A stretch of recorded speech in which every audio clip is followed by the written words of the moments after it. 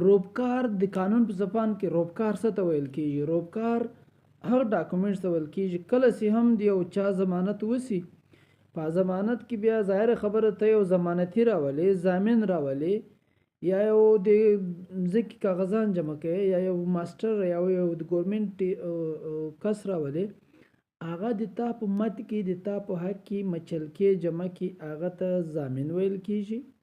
او کوم کاغذان ته ولیکې د ضامن جخې ډک کې هغه ته مچلکه ویل کېږي.